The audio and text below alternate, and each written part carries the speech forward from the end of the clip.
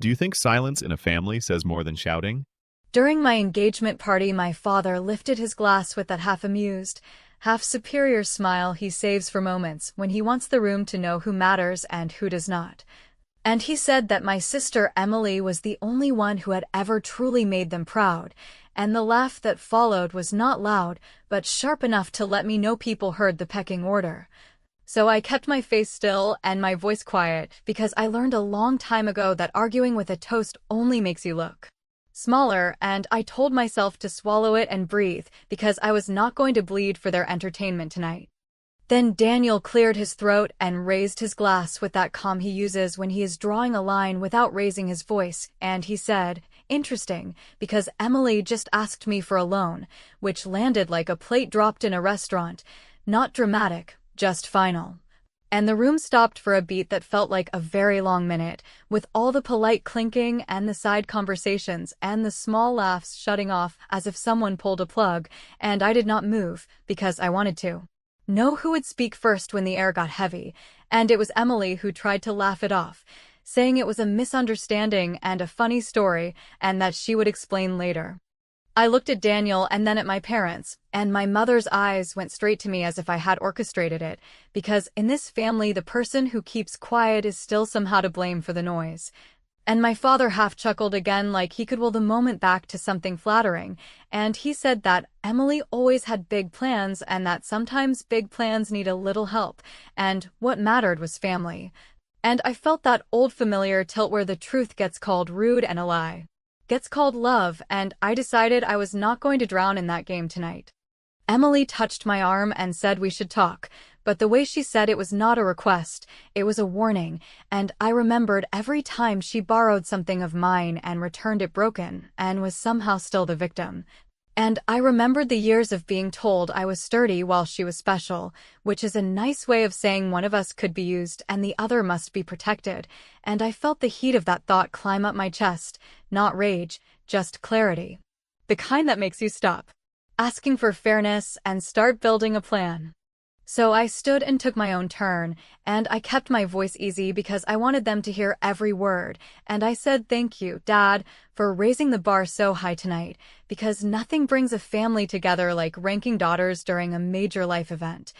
And people shifted and smiled because sarcasm lets them pretend they are not part of the mess, and I said we appreciate everyone being here, and since we are talking about money out loud already, Daniel and I want to share something simple so there are no misunderstandings, which is that we are paying for our wedding ourselves, and we are not accepting loans, favors, or private arrangements with either of our families. And if anyone needs to discuss finances with my fiancé, they will do it with me in the room, because secrecy is not romantic, and that line hit exactly where I aimed it. My father opened his mouth, then closed it, and my mother blinked the way she does when the script got changed without her approval, and Emily tried to step in with that sweet voice that always worked for her, saying she had only reached out to Daniel because she did not want to bother me during a busy week, and I nodded and said I appreciated her consideration, and that in the spirit of consideration Daniel and I had decided on a prenuptial agreement that would keep our finances clean and boring, which is my favorite kind of finance, and there was a small murmur that told me the room was doing the math on why that decision was timely. I raised my glass again and said to family, the ones who show up and the ones who stay out of the parts that are not their business, and I let the quiet sit because silence can be the loudest answer. And I caught Daniel's eye and he gave me the smallest nod that says we are aligned, and Emily's smile held, but her eyes flicked to my father because that is where she expects backup to come from, and for once it did not come quickly, which told me I had landed the first real punch without throwing a fit or breaking a thing. People went back to their plates and their small talk in that tight way guests do when they are trying to look relaxed around a live wire, and I moved through it, thanking people, accepting congratulations, letting the noise cover the recalibration that was happening in real time, and while I did, I sent a short message in our family group chat that said, for clarity, all wedding conversations go through me, and all money conversations happen with both of us present. No exceptions, and I watched the read receipts stack up, which felt less like a text and more like planting a flag you intend to defend. That was my first answer to years of being told to be the bigger person while being treated like the smaller one, and it was not loud or cruel or messy, just a boundary delivered in public so it could not be edited later. And the look on Emily's face told me I had taken away her favorite hallway, the one where deals happen out of sight, and I knew she would try to build another door, because she always does, and that was fine with me. Because I had already decided that the next door she opens will walk her straight into the part of the story where I stop asking and start proving, and by the next morning, she gave me the perfect opening to do exactly that. The morning after the party started earlier than I wanted, with my mother calling before coffee to ask whether Daniel had misspoken, and whether there was some delicate misunderstanding that could be tidied away if I would just be gracious. Followed by my father stepping in on speaker with that clipped tone he uses when he thinks authority can paste over reality, saying that Emily's request for help was not a crisis, but a sign of drive, that ambitious people move money around, and that a family should not embarrass itself by turning private needs into public theater, and I listened without interrupting because their words were not about truth or problem-solving. They were about keeping the shine on a story that worked for them, and I said, calmly and with more patience than I felt, that Daniel had told the truth and that I had no interest in apologizing for honesty, which bought me a cold silence that said I had stepped off their script and onto my own.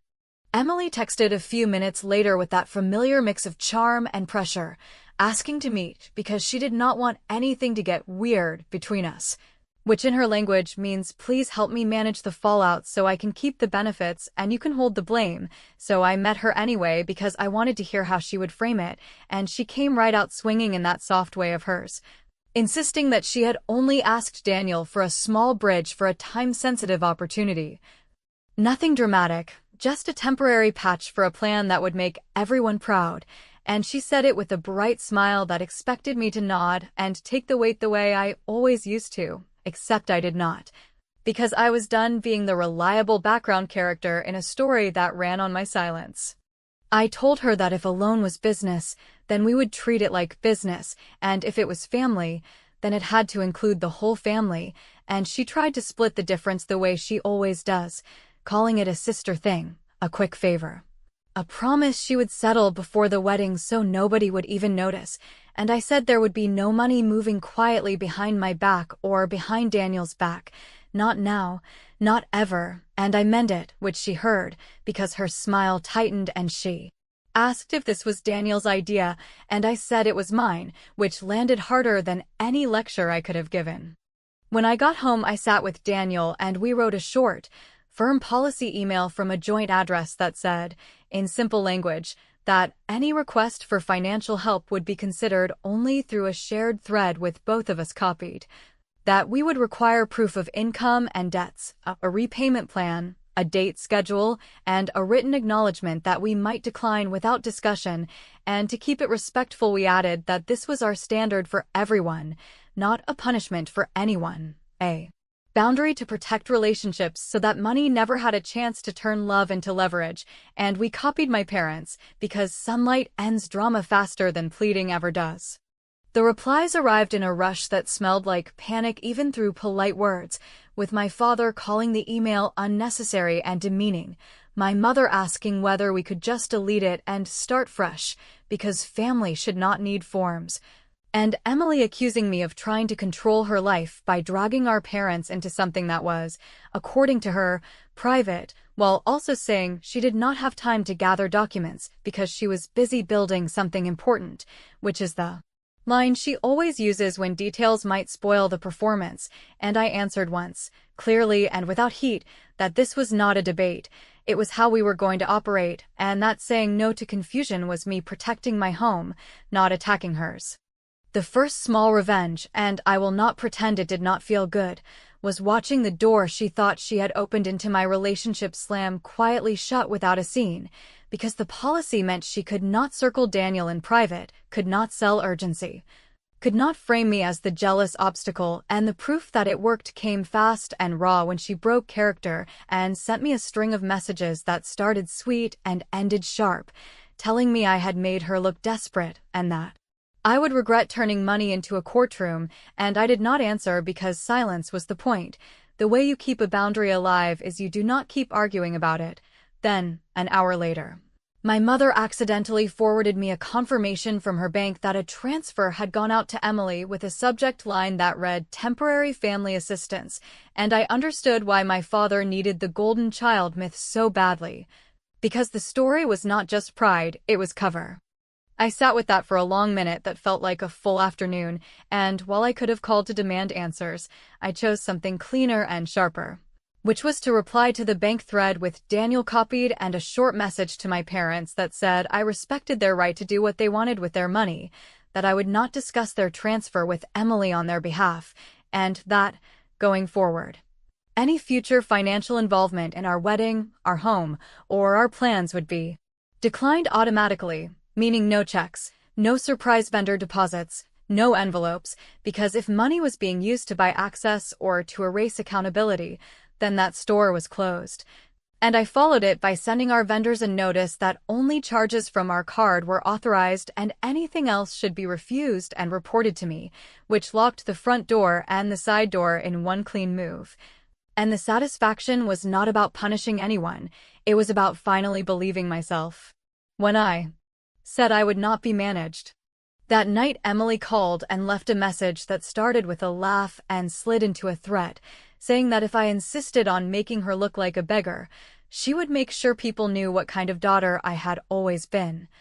And the only answer I gave was turning the voicemail into a transcript and filing it in the same shared email thread where every future lie would go to die, and I went asleep knowing I had taken something she valued more than cash, which was the private hallway where favors are pulled and debts are rewritten, and when I woke up the next morning there was a new message waiting from a contact I did not recognize with a forwarded invite to a small family strategy dinner. My parents had scheduled for the end of the week with a note that said we should all come prepared to talk numbers, which was fine by me, because I already had mine. And by the time we sat down at that table I was ready to ask one question that would blow a hole clean through the story they had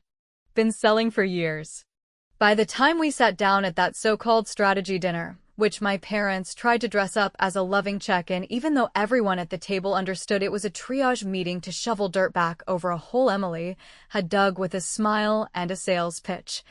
I had decided that I would ask a single clean question and then let the echo do the work for me. So when my father began with his prepared line about family standing together and my mother followed with her softer version about opportunities arriving at inconvenient times, I waited until they both felt the comfort of their own voices and then asked, as evenly as I could, from which account did the transfer to Emily come? And when my father answered with the name of their retirement plan and glanced down like he could tuck the word back into his lap, I felt the room tilt, because the myth had finally brushed up against a number on a statement rather than a compliment at a party. And before anyone could rewrap it in feelings, I asked the next necessary thing, which was what collateral Emily had offered in exchange for raiding funds that carry penalties and time limits, and the silence that followed was not dramatic so much as clarifying, because nobody who believes in a plan hesitates to name the security behind it. Emily started with momentum because that is her home field, saying there was no need for collateral among family and that she had a bridge opportunity in a pop-up venture that would be cash positive in a month and legacy building in a year. And I asked for specifics without heat, revenue sources, signed contracts, vendor terms, any document that would satisfy a stranger at a bank, and she gave me a paragraph of adjectives and the name of a friend who had promised to promote her, after which my father tried to change the subject to loyalty and my mother tried to shame me with a memory of a time when Emily bought me a birthday present I had forgotten to thank her for, which is an old trick in our house where the ledger of small courtesies is used to cancel the bill for major damage, and I let both attempts slide by because I was not there to win a debate. I was there to set a record that would not be rewritten in the car ride home. So I said that since we were talking about family and protection, I had brought a simple packet that required no drama and no signatures tonight, only 3 calls tomorrow. First to their bank to request that a trusted contact be added so any large transfer triggers a check-in with someone who is not emotionally entangled. Second, to their advisor to place a courtesy hold on withdrawals above a certain threshold until both of them confirm by phone, and third, to a local accountant who could, within a week, draw up a clean promissory note if Emily wanted to formalize what she was describing, and I said this in the same voice I used to read a grocery list, because I wanted the plan to sound as boring as prudence always does. And my father said I was overstepping while my mother said she felt attacked, and Emily said I was trying to make her look like a thief, and I replied that if she had documentation then the note would protect her more than anyone because it would prove she ran on plans rather than pressure. Daniel spoke in the narrow space that opened when I stopped, telling my parents that he supported whatever they chose with their money, but that he would not participate in any side arrangements, and that our wedding would proceed without outside funding or interference. And he added that if anyone felt the urge to make a surprise payment to a vendor, they should instead make a donation to a charity of their choosing and email us a receipt so we could be grateful for something clean, which landed like a small door quietly closing, and I saw my father's eyes trace the outline of a boundary he had never needed to obey in his own home before, and I did not gloat because I wanted the next part to land, which was the truth I had confirmed that afternoon after the accidental bank email, namely that the transfer to Emily had not been the first, that there had been earlier draws labeled as advances for the same pop-up idea under slightly different names. And I asked Emily, still without raising my voice, whether she intended to repay those amounts before asking for new funds. She said that the earlier money had gone into marketing and that it was impossible to separate it now because everything was part of the build, and she added, with that edge she uses when charm fails,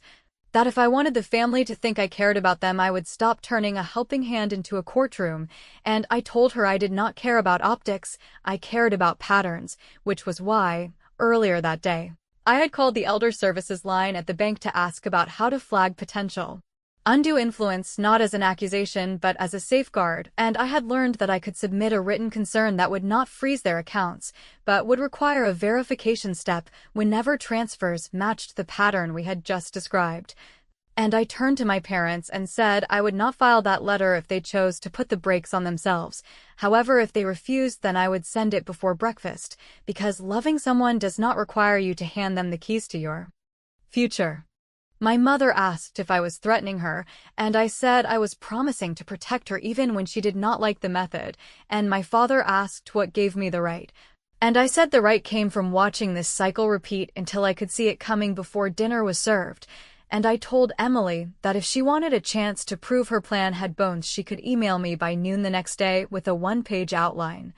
a list of actual vendors with terms, and a basic timeline, and I would sit with her and a neutral accountant to map a repayment schedule that respected our parents and gave her breathing room, and if she chose not to send that email, then I would take her silence as an answer and act accordingly, and I could see she wanted to dare me to follow through,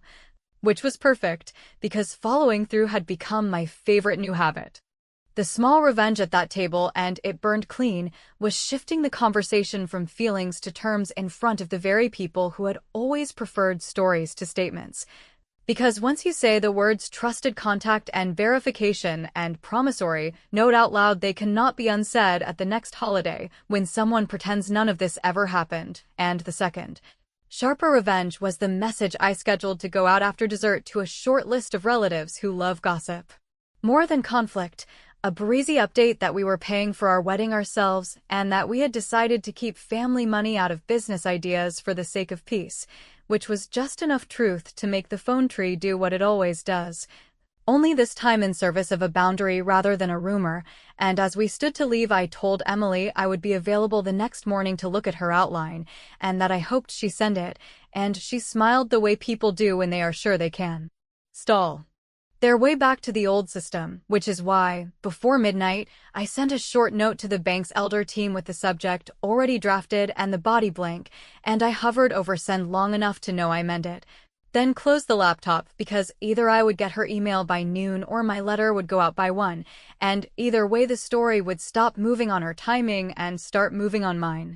When noon came the next day and my inbox was still empty, I knew exactly what Emily had chosen, because silence is her favorite tool when she thinks the other person will fold first. Yet instead of frustration, I felt a calm certainty settle over me since I finally understood that her refusal to provide even the simplest outline was not about protecting an idea, but about avoiding exposure, and I opened my laptop, dropped in the letter I had drafted to the Elder Services desk at the bank, attached the bank's own email trail that proved prior transfers, and pressed send without hesitation, because if my parents wanted to believe Emily's plans were noble, then fine, but I would not let noble words drain their future in silence, and it was that act, simple and final, that shifted the ground beneath all of us. Within 24 hours, my mother called me in tears, telling me she felt betrayed that I had gone outside the family and warning me that the bank's protective flag would make things complicated. But I told her plainly that what was complicated was trying to rewrite history every time Emily tripped, and that if she truly believed Emily had a functioning plan, then a request for paperwork should not scare her. And my father tried to regain control by warning me that families who involve institutions regret it, yet I did not back down because regret comes from letting patterns repeat until there is nothing left to protect, and that line stopped him for once, which told me I had reached the nerve he did not want pressed. Emily, of course, spun into damage control, sending me a carefully worded message pretending to be calm but dripping with anger, accusing me of humiliating her in front of the family by implying she was taking advantage, insisting that I had no understanding of her vision, and demanding to know why I could not just trust her like everyone else had, and I answered with one long paragraph that offered no comfort and no loopholes, reminding her that trust is not a substitute for accountability, that her repeated silence was her own choice, and that if she wanted to be seen as the success she claimed to be, then the easiest step would be to produce documentation rather than accusations. And I sent it knowing full well that it would ignite the very fire she could not put out without burning herself further. And so the ripple began, because within days whispers had started among family friends, subtle comments at church and small remarks at neighborhood gatherings where people asked each other, not me, whether Emily's business was really what she claimed. And I knew the source was the email thread I had seeded at the dinner, now echoing through the gossip channels where truth and rumor mix into something sticky, and Emily found herself in the one place she could not thrive, which was a space where charm was no longer enough, because charm works best when doubt is absent, but once doubt arrives, every smile looks like a shield rather than a promise. What satisfied me most in those days was not loud revenge, but the quiet inversion of power, because for the first time I did not have to chase her lies or argue with my parents about favoritism. Instead, I stood still and let her own patterns speak louder than any accusation, and while my parents scrambled to remind others of Emily's supposed achievements, they looked smaller each time they repeated the same phrases, as though repetition itself might create truth. While Daniel and I lived untouched by the noise, because our clean boundary had cut off the back door she used to sneak her crises into our relationship.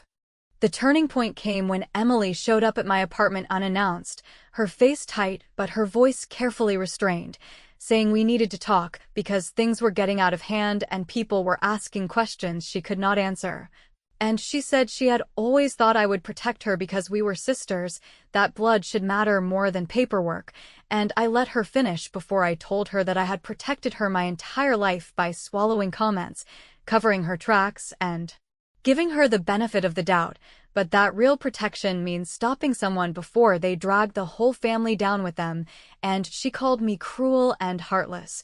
But I reminded her that cruelty is continuing to take what is not yours while smiling as if generosity will never run dry, and she did not know how to answer that, so she stormed out with the same slammed door she had used since we were teenagers. But this time it did not rattle me because for once I was not standing in the hallway apologizing. What made it all sharper was the shift in Daniel's role, because while he had been my quiet ally through every step, he now became the anchor others tried to lean on, with my parents calling him to ask whether I was being too harsh,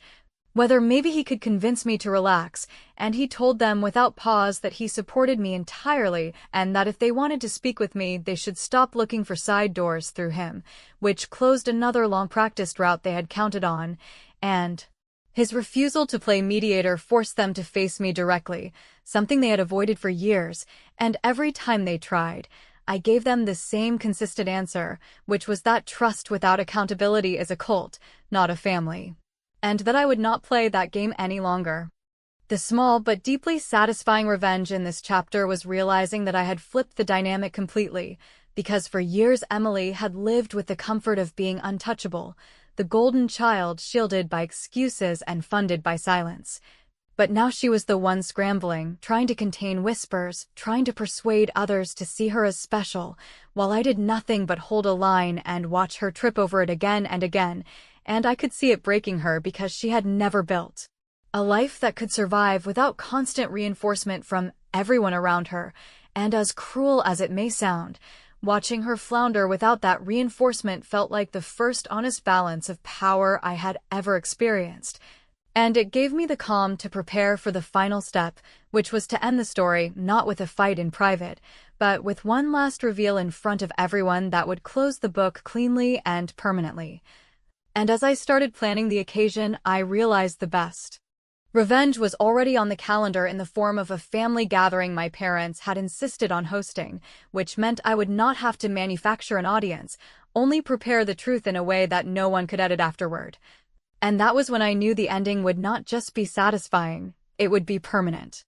When the evening of the family gathering finally arrived, the one my parents insisted on hosting under the pretense of smoothing over tension and restoring harmony, I walked in already knowing that harmony was never the goal. Because their version of harmony has always meant swallowing every insult, protecting Emily's image at the cost of my own, and pretending that money flowing in one direction could be called support rather than dependence. So instead of hoping for a change of heart, I came prepared with a simple plan. Let Emily speak first, let my parents rally around her the way they always did, and then deliver one calm disclosure that would slice through the story so cleanly that no one in that room could patch it afterward.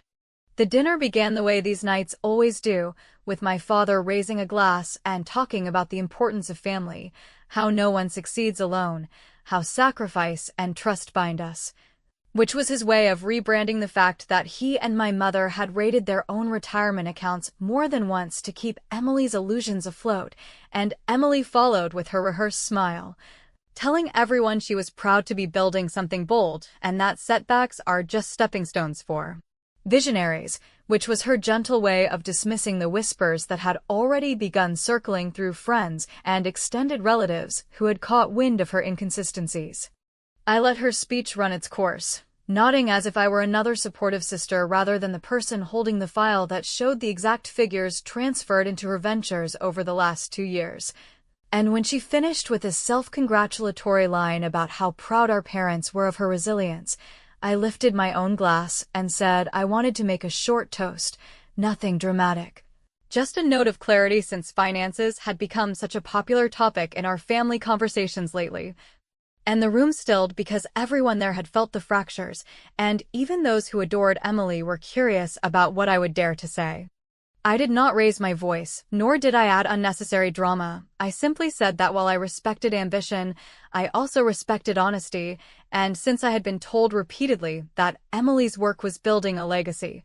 I thought it was important to mention that legacy should never come from draining the very people you claim to honor, and then I named it clearly, that Emily had not only asked my fiancé for a private loan days before the engagement party, she had also received multiple transfers directly from our parents' retirement savings, transfers they had described as temporary advances that had never been repaid, and I paused there because I wanted every person present to hear the silence that follows when an illusion collapses. Emily tried to interrupt, calling me a liar and claiming I was twisting details, but before she could spin another word, I calmly explained that the numbers came directly from bank statements and that the bank itself had already flagged the pattern, which meant this was not a matter of opinion but of record, and my parents looked stricken, not because they did not know the truth, but because the truth had finally been spoken where they could no longer edit it afterward, and that was when I saw in their faces the rare recognition that defending Emily in public had become impossible, because once the words retirement accounts and withdrawals land on a dinner table, People no longer argue about feelings, they argue about facts. Daniel lifted his own glass then, reinforcing the moment with a calm steadiness that carried more weight than anger ever could, and he said we were grateful for family, but that real gratitude only exists when boundaries are respected. Which is why we had chosen to pay for our wedding entirely on our own and why we would not be accepting interference, assistance, or private negotiations of any kind. And he ended with a simple line that landed like a hammer wrapped in velvet. Family is supposed to make you stronger, not weaker, and the nods around the table told me the message had landed exactly where it needed to. Emily pushed back from the table and stormed out with the familiar slam of a door, but this time nobody followed her, not even my parents, who sat frozen in their chairs as relatives shifted uncomfortably. Clearly absorbing the revelation and realizing that the golden child they had been instructed to admire was standing on borrowed ground, and I felt no triumph in the sense of gloating, only a quiet satisfaction. Because justice is not about making someone cry in the moment, it is about restoring balance where there has never been any. When the dinner ended and guests began leaving with subdued murmurs about what they had just witnessed, my father tried once more to insist that family matters should stay within family. And I told him plainly that they had stayed within family for too long and that secrecy had only protected dysfunction, not dignity, and I left it at that, because I did not need to win another argument. The truth had already done the work, and no one in that room would ever forget it. As Daniel and I drove home, he asked if I felt lighter, and I told him it was not lightness so much as clarity, the kind that comes when you finally realize you do not need to chase approval from people who have no intention of giving it freely. And I said I knew Emily would find another stage, another group to convince, another way to spin her story, but for the first time I also knew that I did not have to stand behind her cleaning up the wreckage, and that knowledge was the real victory. The final revenge was not about humiliating her, though I am sure she felt humiliated. It was about ending the endless cycle of favoritism and silence, about proving to everyone, including myself, that I was no longer the expendable daughter expected to absorb insults with grace, and as much as the evening left a trail of awkward silence, I walked away with the certainty that when people thought about that dinner in the months to come, they would not remember Emily's rehearsed smile or my father's hollow toast. They would remember the moment the room went quiet and stayed quiet because the truth had been spoken plainly, and from that point forward, whether they admitted it or not, they all knew who had finally taken control of the story.